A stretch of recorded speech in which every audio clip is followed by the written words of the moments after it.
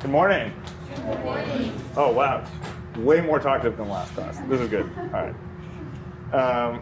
Okay, so my name is Ben. I think you guys all probably sat through my sister's presentation a few weeks ago. Her name's Narit. She runs San Diego Eats on Instagram.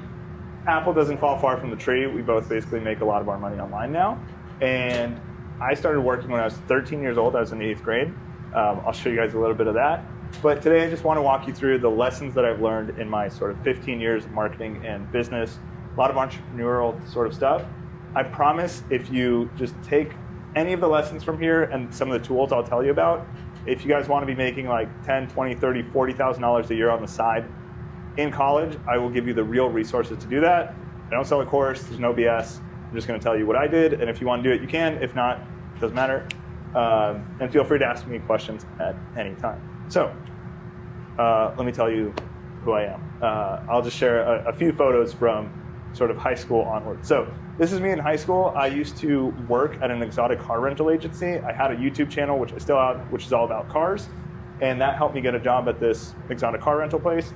So this was our Christmas marketing campaign. We did an ugly sweater contest. If you had the ugliest sweater and you posted it on our Facebook page, you got the most likes, you got a Maserati for a day.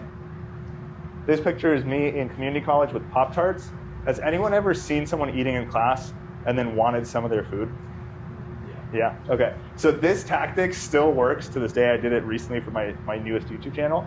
I would go to school with a box of Pop-Tarts on my desk, and basically anyone who asked me, can I have a Pop-Tart, I would say yes if you follow my Instagram account. And I got a bunch of Instagram followers for like 50 cents a piece, which is actually very cheap in terms of advertising rates. So if you ever want to do this, you could do it with gum, you could do it with Pop-Tarts, you could do it with Sour Patch Kids, whatever you want. Great way to get people to your website, to buy your thing, to follow you, whatever that is. This is the only car magazine cover that I've shot. And this happened the day before I moved to UCSB. So the story behind that is pretty much I had this car photography business for 3 years at that point. I was literally about to move to UCSB on a Sunday, and on a Friday I got a phone call asking me if I could shoot this cover. Their photographer got sick. They had the car for one day. They asked me to shoot it. It took 3 years to get to that point, and so my point here is like, be patient. Things will just randomly happen to you. Their photographer got sick. That was my luck. They found me on Google. They called me. I shot the car, and the next day I moved to school. Anyone know what this is? Play button. Yep, just passed 100,000 subscribers a couple weeks ago, which I'm really excited about. Congratulations. Thank you. And that is me on the news in Vegas a couple weeks ago for my iPhone app. Any questions so far? I know it's random. Yeah. Any car people in here? Oh, I was going to ask a question. Yes. Why did you use Pop-Tarts? Was that like the most popular food at the moment? Or That's a great question. No, it kind of happened by accident. I wanted Pop-Tarts, and I wanted to see if they were on Amazon Prime. And when I went on Amazon, there were two options. There was a 2-pack of Pop-Tarts for like $10 or something, and then there was a 36-pack of Pop-Tarts for like $15. I'm like, oh, this is cheap. And so I just ordered a bunch of Pop-Tarts, and then I couldn't eat them all. And I brought them to class, and just, it kind of became that. But at first I wanted Pop-Tarts. I didn't think I'm gonna use Pop-Tarts to get followers. But then people would ask me, and I'm like, well, I kind of need followers right now. And so it just happened by accident. This is probably my funniest story from community college. We had a show and tell presentation for my public speaking class. The professor said to bring something small on campus. I had a Mazda Miata at the time. And so I said, can I go to the bathroom? Snuck the car onto campus, then came in, got called on, and said, my thing's actually outside. And they're like, what? And then the whole class went outside. And this is what the front of the car looked like. So that's sort of a little bit about me. I know it's all over the place. I want to know what you guys are into. So what sort of interests, passions, things are going on in this classroom? Yes? I'm an animator. Yeah, what? Animator. Animator? Oh, that's awesome. What do you use to animate? I use Lightroom. Nice. Okay, cool. Anyone else? Nobody else does anything cool? Like writing music and I do some business stuff like dropshipping. Nice. Yeah, of course. That side of the room? Yeah. I like horse. Nice. I like that. Yeah. Is that what he's known for on campus? See the car guy? Yeah. Do you drive the M5 that was in the parking lot? No, I drive a 2005. There was an M5 comp in the parking lot next to my car. Who would hear driving that? Yeah, no, they're parked behind me, and I was like, yeah, I probably shouldn't hit that car. Yeah, I did not have cars like that in high school. Parker has a C6. Okay, so cars. Anyone into music? Anyone play instruments here? I play the drums. Nice. What do you play?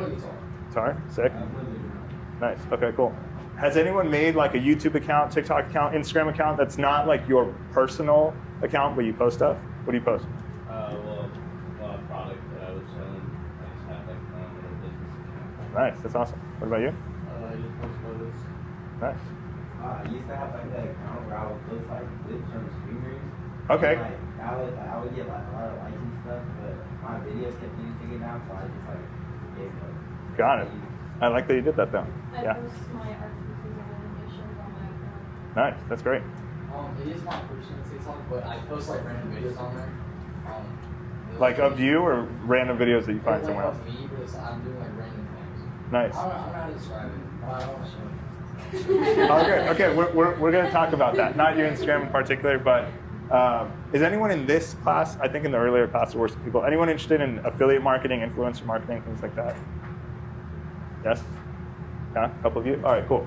Last year through my Amazon affiliates account, there were 44 and a half, almost 1,000 items ordered. Any guesses on how much money that put in my pocket? What's your guess? That's a good guess. Okay. Anyone else? 18,000. Okay. Anyone else? In the green hoodie.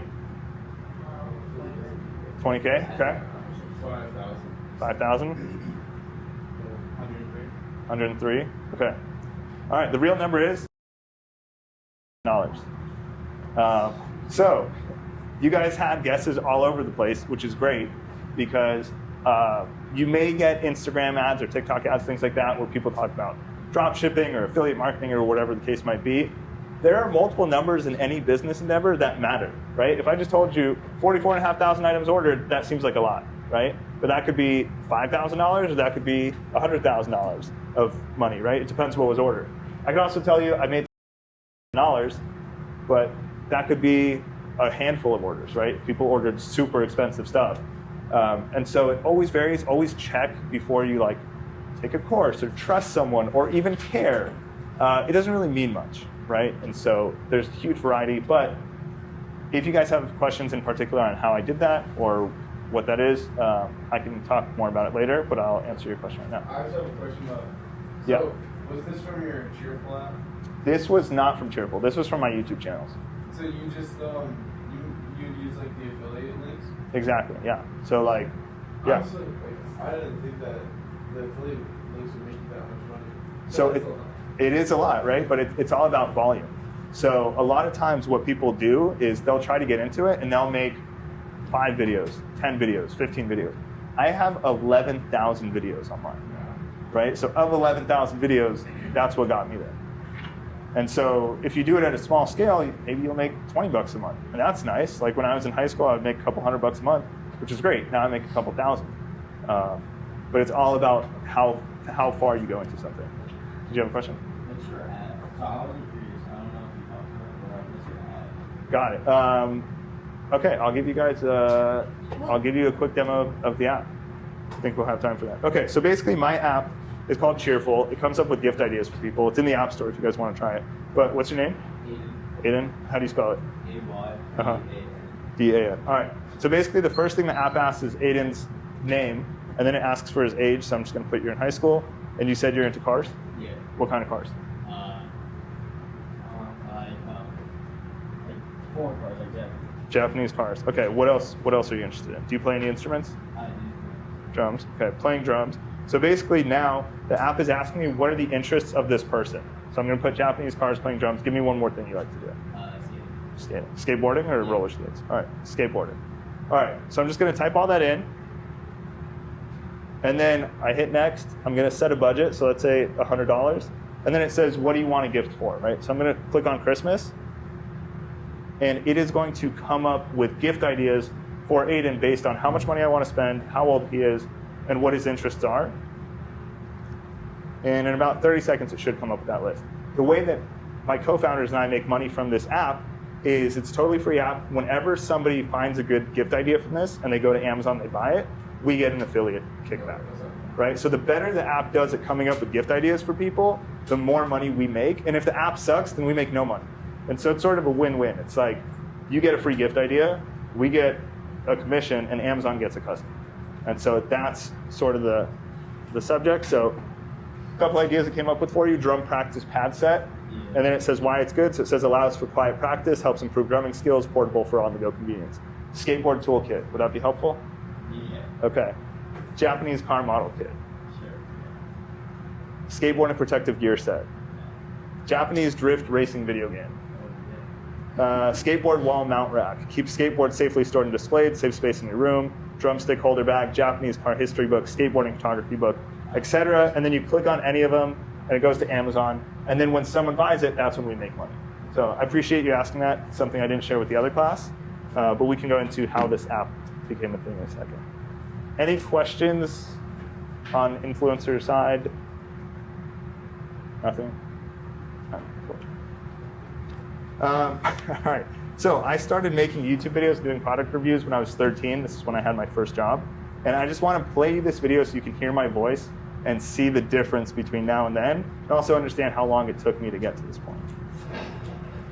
Hey YouTube, this is Should I Get It, and today I'm going to be making my first video. I'm going to be unboxing the Logitech MX Performance. It's a horrible video, and I sound like a mouse. But this computer mouse was $100 at the time. They still make like the newest version of this, which is also $100. And this video got like 33,000 views and is really what kickstarted my journey into affiliate marketing and YouTube and all those sorts of things. But before we get into that, I want to know if anyone can tell me what it says on the top of this mountain. If you can, I'll Venmo you 20 bucks. Any guesses? I'll make it a little bit bigger.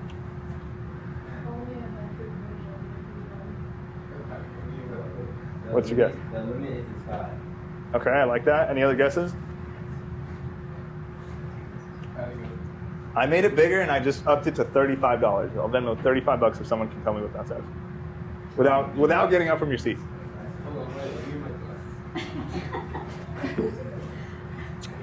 $40 going once, 40 going twice, 3 times. All right, before we get there, I'll tell you what it says.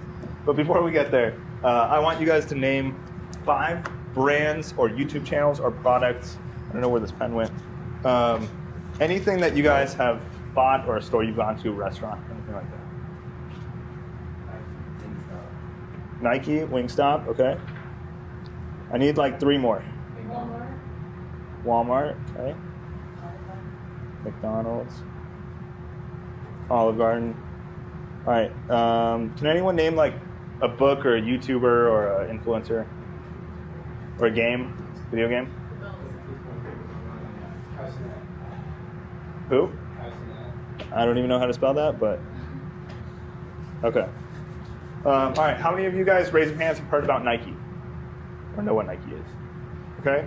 Wingstop. Walmart. McDonald's. Olive Garden. And okay. For those that, is that an influencer? What is that? He's a streamer. Streamer. Okay. How many of you guys have heard of that streamer? Raise your hands again. All right. How did you hear about him? Anyone? It would be like random clips of him on TikTok that I would find, and I would find it really funny, and I realized it was my sign. So now I know who he is. Got it. I've never watched his stream. Okay. Cool. He was doing some social media. Okay. Anyone else? He did like, he was a Duke dentist. Everybody knows what Duke dentist is, so. Got it. Okay. All right. What about Olive Garden? Who here knows about Olive Garden? How do you know about Olive Garden? I guess me and my family together, so my family introduced it to me. Got it. Okay. It's locally. I believe it's here. It's in Cincy. Yep. Yeah. Right by the Target. Yeah. I usually go to Olive Garden with him, or there's something like traumatic that happens in the school. We had a shutdown because there was like a PPE threat. So it was a secure lockdown like 2 hours. So then after we left and went to Olive Garden, they have a $15.99 order pasta. Got it. Yeah. Okay. So the top of this mountain says getting people to talk positively about your product. Seems like Olive Garden is possibly traumatic for you, possibly very positive in your head. I don't know how you think about it. But all of these different businesses that you guys mentioned, you've probably heard talked about, and some of them you never saw an ad for them. You never got convinced by someone outside of like your family or friends to go there. Getting people to talk about your product or your service positively is always the number one goal of any sort of marketing or business, even if they are not your customer.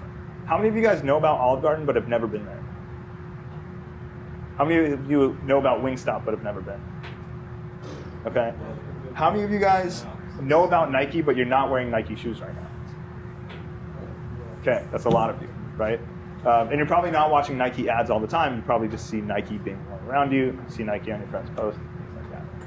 So now I'm going to get into the lessons I wish somebody told me in high school, and I promise you these, either you're a genius and you already know all this stuff, or you'll find it helpful. So what are these cookies? Anyone know? Perfect. All right. You guys are so much better than the first class. Okay, so lesson number 1, play to your strengths. I want this half of the room to tell me what's more impressive. An 8-year-old that sells $50 worth of cookies, or this 40-year-old man who sold $50 worth of cookies. 8-year-olds. Okay, perfect. No, I said 40-year-old. Okay, why? Who wants to buy cookies for a 40-year-old man? That's a great point. They would feel bad for the kids that they're not getting to sell in like sales. So That is- the little kids because they like want to use them. That's perfect. Okay. Yes, so what you're saying is people feel bad for the kids, kind of, right? And they want to buy the cookies from them. Yeah. But as a 40-year-old, it's hard. Yeah. Well, as a 40-year-old, it's creepy, right? It's like, Well, that's why it's more time to figure out. Well, it's not creepy though. No, it is. Yeah. It really is. Perfect. All right. You guys will forever remember this. I don't know who this 40-year-old guy is, so I feel bad that I made it too much creep. But that is rule number 1. Play to your strengths, right? If you were tasked with selling cookies and you were 8 years old, you're like, oh, this is easy. People are going to think I'm cute. I'm just going to stand outside of the grocery store and I can sell cookies. If you have to do the same thing and you're this guy, good luck, right? So right now, you guys are, relative to this, it's kind of similar, right? So you can stand out and you can play to your strength of like, I'm in high school, can you help me out? Can you give me a job? Can you help me? Whatever the case might be. I want to be an intern for you, things like that. It's cool. People want to help when you're younger. Like right now, if one of you said like, hey, I want to do some marketing for the app or something, I'd be like, cool. I've had 25, 26-year-olds that say, hey, are you hiring? And I'm like, no. It's a different mindset around it. So the first rule is play to your strength. Keep in mind that you're young, and I'll share a story with you guys. How many of you know what Kickstarter is? Kickstarter.com? Can you explain it to us? It's for funding for certain projects like video games. It's just funding for everyone. Yeah. Can you go further on that? It's like, it's like funding, but it's funding for a newer business. It's like, you sell your business and be like, if you want this up and coming business to be like a part of your, sales or whatever, like, if you want it to happen, then fund me. Yes. If you want it to happen, then fund me. So I'll give you guys the quick gist of this. Basically, Kickstarter is a website where, let's say you have an idea for something, and you get a friend. Let's say I said, guys, I'm going to bake a cake on Friday and bring it to class, but only if 20 of you want it, right? And 20 of you guys pitch in $1. If you all do that, I'll go get the ingredients and I'll make the cake, right? So Kickstarter is a place where you can basically pledge or commit, I'll give $1 if you can get 19 other people to give that $1, right? And it's like, okay, we got to 20, now I collect $1 from everybody, now I have enough money and I make it happen. People do that with businesses. If, let's say, I needed $20, but only 18 of you committed $1, then nobody's money would get taken and the cake would never happen. And so that's called crowdfunding. Kickstarter is a website that does that. And this story in particular is for the Pebble Watch, which was the first big smartwatch before Apple Watches and Fitbit. And they made $10 million in orders. So this watch didn't even exist. Like, they had prototypes. $10 million of money was pledged towards the watch. They had a launch party in San Francisco. I used to live in the Bay Area. And I went when I was in high school to that launch party. And then I sent them an email in 2013 or 2012 or something. And basically I said, I'm a junior at Lee High School in San Jose. I'd love to make videos for you guys, blah, blah, blah. Sent it to them. And then they responded and they said, thanks for your note. We might be able to use your help over the summer if you want to come by our office, or we can wait until school is out, right? Like, this company, which had just made $10 million in a matter of months, was willing to invite me to their office. Then I went to their office, had a meeting with them, and it turned out really well. But I really feel because I emailed them and said I'm in high school, and they're like, okay, it's kind of cute, we'll help them out. So that's the first lesson. Any questions on that, or any similar stories where you guys maybe were a kid or even in high school where you had a situation that like being young helped? Yeah. I had to sell tickets for our school trip, we don't these. So Uh-huh. I had to sell tickets for our school trip, and it's a lot easier to sell tickets as a kid because they like want to help kids, like they want to find kids and help them go where they want to go. So it was a lot easier to sell tickets than that. Totally. I used to go around my neighborhood washing windows, Uh-huh. like house windows or car windows. Yeah. I didn't even care what price I just like said to give me a price and I'll Yeah. do it. 'Cause I was just trying to make money. That's great. And they would always like try to help me out with this. So Do you think there's like a 30-year-old who could do a better job washing windows? yeah. Yeah. But they still took you, right? Yeah. Yeah. Anyone else? I feel like with speeding tickets, like when you Oh get my called, gosh. when you get pulled over, like the cops like, I don't know, when you get pulled record, just because So did you learn your lesson from that? No. Yeah, yes I did. All right. If you want, after class, I'll tell you my speeding ticket story. You'll never speed again. All right. Lesson number 2 is the freedom of zero. So who's heard the term dance like nobody's watching? Cool. All right. Has anyone ever seen Santa Claus dance? Okay. It's because when you look at Santa Claus at the mall, he's just like doing his job. When he's not doing that, he's getting down. And he only does that when nobody's watching. So any guesses on what the freedom of zero is? This lesson I want to share with you guys. I don't know what it is, but I think I can guess. Yeah, guess. It's just like, kind of like what Cody was saying. He was like, I don't want people to see my videos. You know what I'm saying? Yeah. So maybe it's like you could experiment. I don't know when there's nobody looking at your videos. Yeah. Yeah, like they don't care. Yes. Exactly. I'll show you guys an example of really not caring in a second. But before that, I'll tell you a quick story. So there were 2 days, or one day a year that I would always cry, and then there was another moment that would happen a lot. So the first is the evening of July 14th. My birthday's on the 15th. Every year when I was in high school, I thought, the things I didn't get done this year are way less impressive next year. Like if you're 15 and you start a business, super impressive. You're 16 and you start a business, it's impressive. 17, it's not as impressive. Now I'm 28 and it's like, all right, you started a business, this is normal. So I would actually cry every night before my birthday because I'm like, damn, I should have made $1 million by now. The second part is if I was called on to talk in front of the class, doing this right now was my biggest nightmare. When I was going through puberty in like 7th, 8th, 9th grade, my voice would go from super high, like you guys heard in that YouTube video, to crazy low.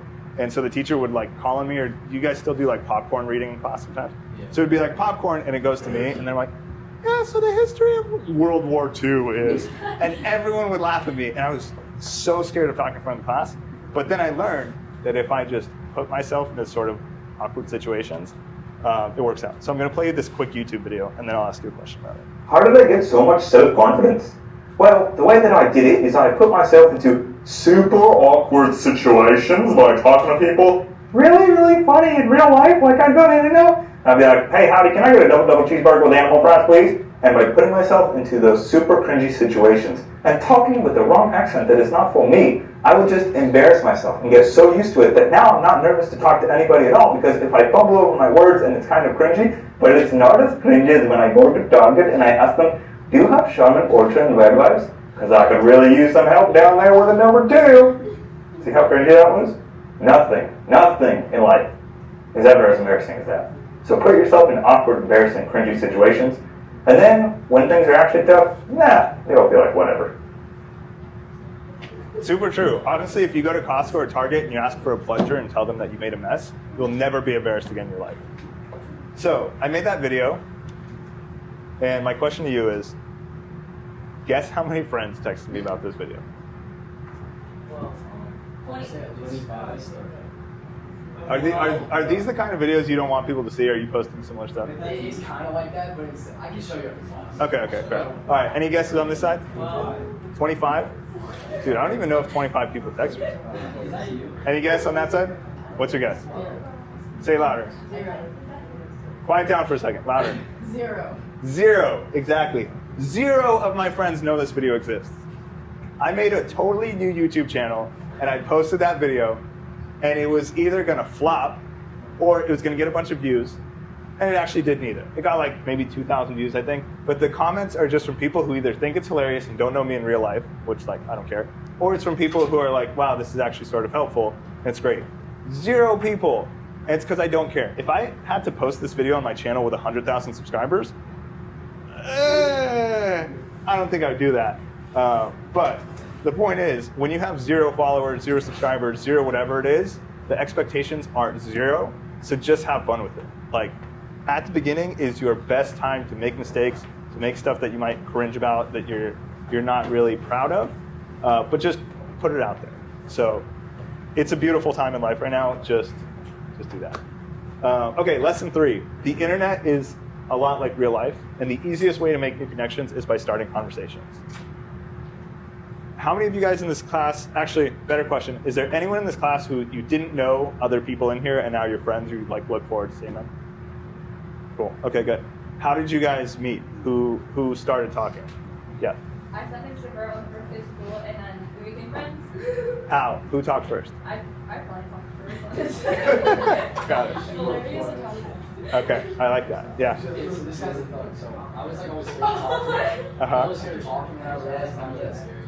It's like, I'm a big teddy bear. Good. Perfect. Okay, this is a great example, you guys, right? So starting conversations in real life helps you make new friends and new connections.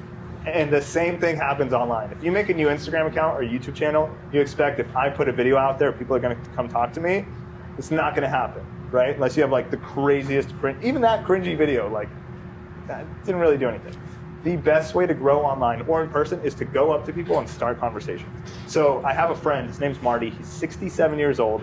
He started a YouTube channel called Song a Day Guy, where he plays 1 song per day on the piano. He said, how do I blow this up? I said, Marty, every day you gotta go to 100 YouTube channels of other people who play piano or play instruments and give them a genuine compliment on that video.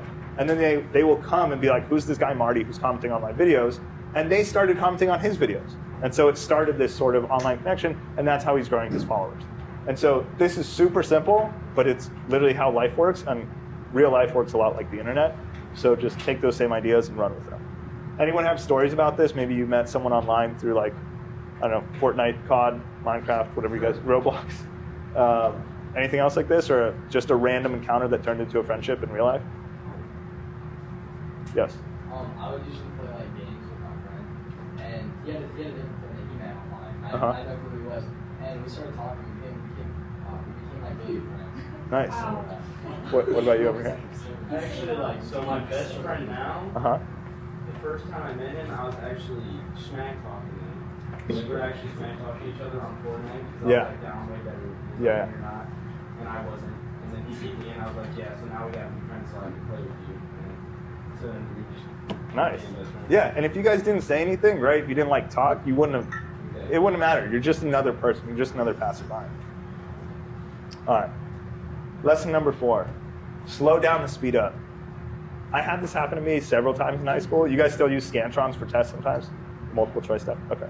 So have you ever taken a Scantron, looked at the question, let's say it's question number 6, but you accidentally put the answer on question 7? Like you skip one, and then you go through it, and you realize that you just messed up like 10 questions in a row? What do you have to do after that? You gotta go back and redo it, right?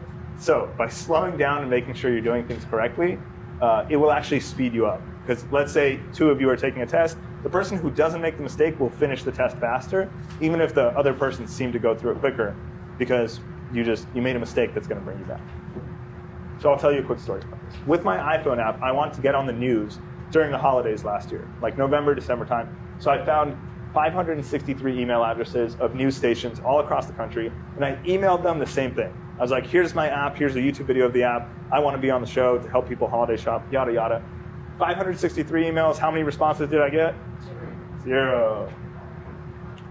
So then, I slowed down. I started calling the news stations. I went on their websites, found their phone numbers, called them. Calling the news stations is like calling customer service. You get put in a phone tree, you press 1, then they put you on hold, then you talk to them, and then I would pitch them and tell them the whole story, and they would say, can you send us an email? And I would say, all right, if I send you an email, will you open it right now? And they said, sure. So we'd stay on the phone, I'd email them, they would read it, and they're like, all right, we'll pass this on to the producers, see if anyone wants to do a story.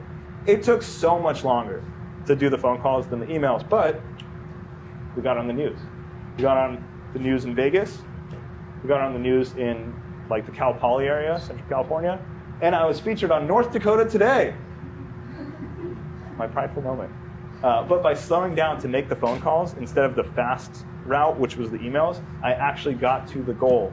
And so now for next year, I'm just going to call news stations. I'm not going to email them. I'm just going to slow down, take my time, but hopefully get on more.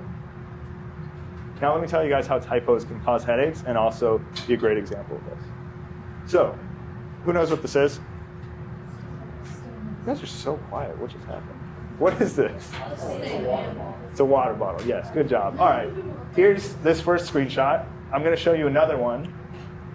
What's different? The flow, the ice flow flip changed. The straw. Straw was on the first time. Tumbler. Ice Ice flow and ice flow and then tumble. So what is the ice flow or ice flow? Anything else? Ice flow flip. Straw. This is the proper one. Ice flow tumble. What else is meant? Yes, this is orderer. So, let's say you work for Stanley, and you got 100 people to go to the website to look at that Stanley bottle. I think it's this one. And 20 of those people have their debit card or credit card ready. They're actually going to buy it. 80 of the people are just looking at prices, colors, sizes, whatever. 20 of them are going to buy it. Of those 20 people, 5 of them get scared because they think the order now button being messed up and the name saying ice flow instead of ice flow. There's something that feels wrong. Have you guys ever like tried to order something or gone to a restaurant and you're like, I just have a bad feeling about this? So 5 of them get scared off and nobody tells you that happens, right? So when you look at like how many people are ordering, instead of 20 people like a normal bottle, only 15 ordered. And so you get trapped in this like, oh, people don't want to buy this bottle. Something's wrong with it. So you need to get 25 more people to come to the website to make up for the 5 people who left because of the typo, right? To get those orders, which puts you in a cycle, which is like make Instagram ads and TikToks, get them to go to the website, see that not enough people order it, and then your boss says we need to sell more bottles, so then you Advertise. more advertising, more people on the website, And then leave. more people leaving, your boss says, Advertise. and you just keep doing this, right? Then one day, you go on the website to redo it because they got a new bottle color or something, and you're like, oh, we spelled order wrong, and we messed up a few letters here. And then you change it, and you realize, wow, we're getting way more people to order, and it was just a typo. So slow down, it'll speed you up, and also make sure to double check your work, even at random times. Like you may have been tired, missed something, just go back and check. Any questions about that, or any examples you guys can share of like when you were gonna buy something or do something and you felt sketched out? I was gonna buy a shirt off of some store online, and on the shirt it said something that I don't really want to sell out of it. Yeah. And then it said on the same side, but it was like a completely different saying. So it was like 2 different shirts on one. So I just didn't buy it. Interesting, because you only wanted one shirt, but it seemed messed up. I wanted one shirt, and the picture showed the shirt I wanted, but the text said like something completely different. Oh, like the actual picture was one, but the text of like this shirt says this. Got it. Yes. Oh, I once came across a thing where they spelled, I don't remember, I think it was Revzin wrong. And I was like, I don't like how they spelled this wrong. This product might be just like either scam or it might not live up to the quality that it says. So Yeah. I asked them. Yeah, there's a standard that's set, right? Which is like no typos and make sure everything works. Okay, let me tell you guys how I go through when a new idea hits me and how I sort of turn that into something real and the best ways to take ideas out also. First step, have an idea. Duh. Step 2, make it easy for other people to understand that idea. This is what marketing is all about, right? If you have an idea, you want to sell a product or a service, and you can't explain to people what it does, like the way that I showed you guys Cheerful, if you can't explain that to people, then you can't move on to see if anyone cares about it because you can't even get them to understand. It's like if I was doing this presentation in Japanese and I had all the text in Japanese, it would be a huge waste of time. So once you figure that out, see if anyone cares, and this should have an asterisk, anyone outside your friends and family cares, right? If you guys say like, I want to sell hoodies that say this, or you want to do a product or whatever, you want to go sell, window washing, to your neighbors, and when you were a kid, they were like, this is cute, we know him, we're gonna help him out, right? If you tried to do that at like a professional car dealership or something, they might not care. And so you need to see if they care. Because if they do, then you have a real problem. If it's just your friends and family that care, like, they will lead you the wrong way all the time. Because they're like, that's a great idea, you should do it. And then you do it, and you're like, nobody wants to buy this. And they're like, I'll buy a Girl Scout cookie from you. And it's like a waste of time. So this is really important. And then the fourth part is just build as much as you can, and then be patient, because it will pay off. So I'll give you an example of this. You guys know what Cheerful does now, right? Comes up with gift ideas. When I first had the idea, this was right around when ChatGPT came out, I made an Instagram story that says, does anyone need gift ideas for Christmas? DM me. 3 people DM me. Then I would say, who do you need gifts for? We would start a conversation. They would say, my sister. I'd say, what is she interested in? How much do you want to spend? And then I would just take that DM, type it into ChatGPT, and say, I need gift ideas for these interests, this much money. Give me ideas. And I would DM it back, and they would be like, wow, this was great, thanks. And then I got more people to DM me. How many of you could make an Instagram story like this today? Perfect, great. Okay, so this was step 1, right? And this was just me. The second part was the creation of this website, which looks sort of like Craigslist. It was a really janky looking website, but I don't know how to code. I had a friend of mine create this website, and then I ran TikTok ads, and we got 10,000 people to use it in 3 months. So at that point, when I would talk to my friends about this, it'd be like, oh, I've never even used it, but you got 10,000 strangers to use this? This is a good idea. And so then I met my co-founders who actually have the skills to make an app, and we decided to make the app, right? But if nobody responded to this DM, then would it make any sense for me to make an app? No. Right? So this is the quickest way to test something. And you guys can do this all the time with your Instagram stories, your TikTok, Snapchat, whatever you have, Facebook. And you can see if an idea is good immediately. So right now, if I have an idea for something, like, you know those bubble guys at the parks? Yeah. Who like blow big bubbles for little kids and then they go flying everywhere? I had an idea to start like selling those kits and hiring college students to do bubble stuff. And then I would like pay for all the bubble supplies, and they would do the bubble stuff, and I would pay them per hour, and I'd keep all the tips. So I literally just posted an Instagram story and was like, does anyone in San Diego want to do this? And I posted a clip of a bubble guy. And that was the start of that idea. Nobody responded. And so guess what? Not doing the bubble guy idea. Easy. Okay, I have another quick story to share with you guys in regards to this. So I made this Instagram post. I did this super easy by myself. I didn't know how to make a website that would do what I needed for the gift ideas, but my friend Joey was able to make it for me, and he did it for free at first. But it wasn't actually totally free. I consult for a couple of different companies, and one of those companies needed someone to write some software, to code some stuff. And I posted on LinkedIn, and I was like, hey, does anyone that I'm connected to have the skills to do this coding project? Joey reached out to me. I got him hired by that company that I consult for, and so I got Joey paid. I helped him out first. Then when it was my turn to need coding, I sent Joey a text, and I was like, hey, I have this idea. Do you think you could code this? He said yes. He did it for free. I owe him a ton. Then, when it got to the app, I met my co-founder, Kevin, and he had an iPhone app called CapGen. That app, you uploaded a picture, it would give you a caption for your photo. Crazy lazy, like who can't type their own caption, but it was a cool app. I gave him a bunch of feedback on it because he was asking me how to do the marketing for it. He didn't know how to do marketing. I gave him a bunch of feedback. He was so grateful for it that when I told him my idea and I showed him this website, he was like, oh, I want to work with you. Let's make this happen together. And so by me helping Joey first and Kevin first, they then helped me out, and we sort of got on this journey. Any questions? I need a water break. It's a 10-minute check. Cool. All right. What was probably one of your biggest roadblocks, and how did you Face that. Great question. Biggest roadblock was, this is actually a great example, not being able to code, right? So having an idea and being like, how do I make this a real thing? Like if you want to design a shoe, but you have no idea how to make a shoe, like how do you make that happen? So my biggest roadblock was not having the skills, and I actually started to learn how to code before this, but I realized it would take me like 2 or 3 years of coding every day to get to the point where I could make an app as good as Cheerful is right now. And so delegation is my answer to the question. Find the people who have that skill set and can do it better than you. It's like a band. Like you guys, there's quite a few of you who play instruments in here. if you want a full band, don't try to play the guitar and the drums and sing all at the same time.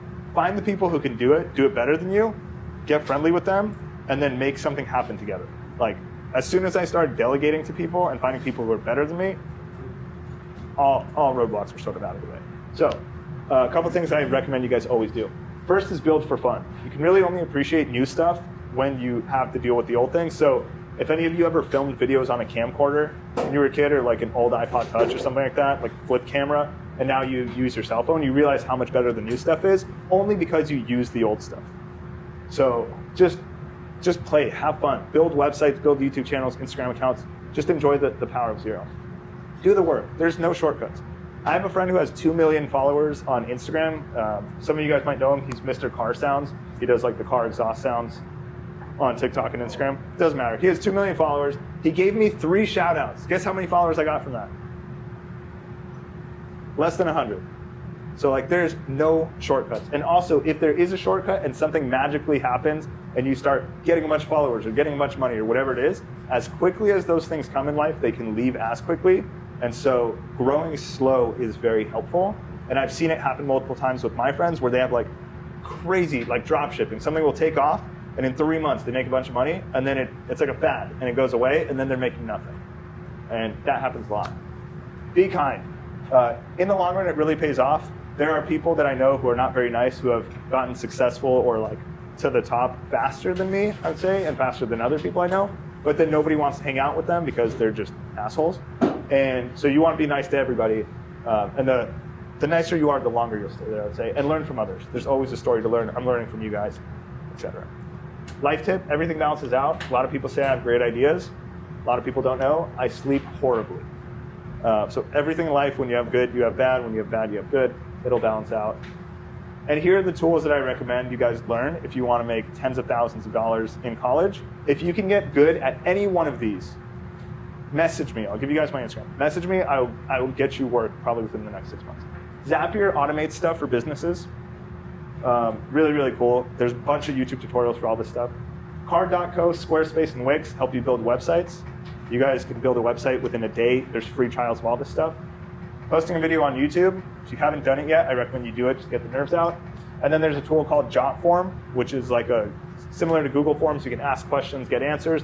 You can connect that Jotform to Zapier, to a website, do a bunch of cool stuff. If you want to really get ahead, go compliment someone, send 2 cold emails or DMs, or call an influencer, a brand, a product, a restaurant, somewhere that you really like.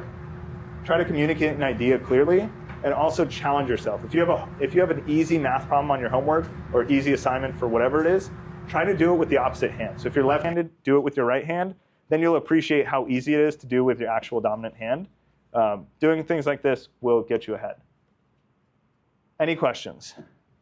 Yes. So you say you do photography for cars. Yeah. How did the whole idea for Cheerful come up? Because that's a completely different method than you. Yes. Good question. Real quick, before I forget, if you guys can do me one favor, I have one ask today. If you have Instagram, if you could follow the Cheerful app, I'd really appreciate it. I try to post funny videos there. So how did that happen? So I've been making YouTube videos for 15 years, starting with that computer mouse, and I would put affiliate links, like starting from 2010. I'd put links to like, let's say I'm reviewing this water bottle. I'd put a link and say, hey, if you want this bottle, buy it with my link, and then you'll get the bottle at regular price, and I'll get a commission, right? So I've been doing that for like 15 years. Then I realized that if I could just have ChatGPT make the videos for me, then I could make way more videos and then make money, right? So that idea came from YouTube, which then went to Amazon. And then when ChatGPT came out, I was like, wait, this could come up with lists of gifts or product ideas for people. Instead of reviews, it could just come up with ideas. Can I make money off those ideas? And I knew how to do it because I was doing Amazon for so long that I'm like, okay, how can I come up with ideas for people and make it interesting? And then I'm like, when do people ask for ideas? Gifting occasions. And that happened actually because my sister, who you guys met, she has 3 young kids now. They go to birthday parties all the time, like 5-year-olds, 7-year-olds, whatever. My sister would call me and be like, we're going to a 5-year-old's birthday party. He's into Spider-Man. What do I get a kid into Spider-Man? So I'd go to ChatGPT and be like, I have a 5-year-old birthday party. He's into Spider-Man. What do I get him? And so then I'd text my sister, and it was just like a problem that we actually had. But I also knew how to make money from it because I used to build for fun. wherever that slide is, right? Like, basically, it just went from YouTube to Amazon. I knew about ChatGPT. I knew how to get people to websites because I knew how to make videos. And then I got the 10,000 people to the website, and then we made the app. So you can only really connect the dots going backwards, right? And so like I never knew I would make an app. When I was in high school, that was not, I can't code. That was not in my wheelhouse. But that's sort of the story. Any other questions? Yes? So are you technically selling from Amazon? It's Amazon selling. I don't sell anything. Okay. I just send people to Amazon. I get a cut, yeah. Okay.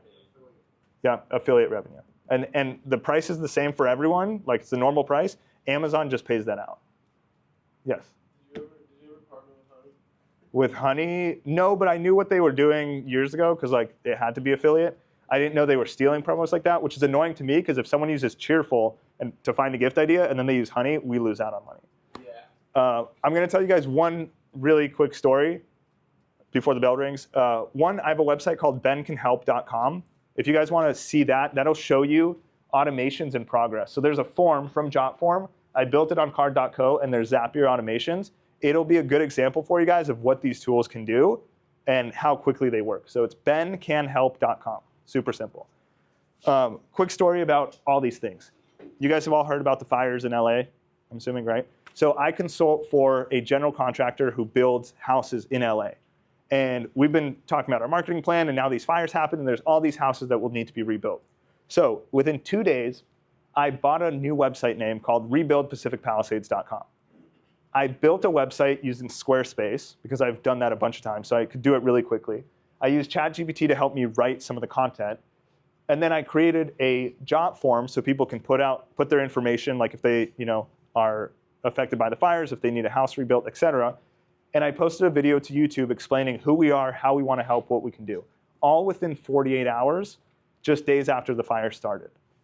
So being able to do that all in one is super helpful. You could also do the band method that I talked about, right? If you know someone who's good at videos, good at websites, you get those people together, you can make that happen really quick, and speed is really helpful. Yes? Do you sell this information to like general contractors in the area? Which information? The information of the people. No, so he owns a general contracting company, but because there's so many homes to rebuild, we're actually partnering with a bunch of general contractors, and we're trying to be like a main contact where if people need a house built and we're too booked, we'll be like, hey, this is another contractor we vetted, and we're just going to start distributing those leads. My dad's a general contractor. Got it. Here or LA? Here in San Diego. Got it. Nice. But his dad is also a general contractor in LA. But, Got it. I think he might be interested. He would be interested. Yeah, I would. If you guys have any questions or need help on anything, Cheerful app on Instagram. You guys can DM me if you have questions or whatever, and I'm happy to help out. Anything else? Any other curiosities, random things you want to ask? Oh, my speeding ticket. Yeah, I'll say the story. Okay. So I was at UCSB. It was 2 o'clock in the morning, and I was picking up my girlfriend and her roommate at the time from downtown. And basically what happened is I was driving a Volkswagen GTI. I got on the freeway. There was no one there. It's 2 a.m. I pick them up. We're trying to get to In-N-Out by 1 a.m. It's like 12:50. So I speed way too much. I end up getting pulled over at 107 miles per hour. And the cop gives me like a DUI test. I have to do the walk, the whole thing. I'm totally sober. I hadn't had anything in like weeks. And so I tell the cop, he calls a second cop over. And then they're like, we could tow your car. We could put you in jail for the night, but we're just gonna let you go with this ticket. That ticket cost $1,000. I had a lawyer that I paid $1,000 for. I had to go to court. And my insurance went up from $2,000 a year to guess how much? $8,000 a year. So I had to, and that was for 3 years, by the way. So I had to sell my car, get a cheaper car, to get insurance that still cost more, and then I had to deal with that for 3 years. So that one ticket, if I would have paid the insurance, would have been around $30,000. And I have not sped since. So take my mistakes and don't do that. Thank you, guys.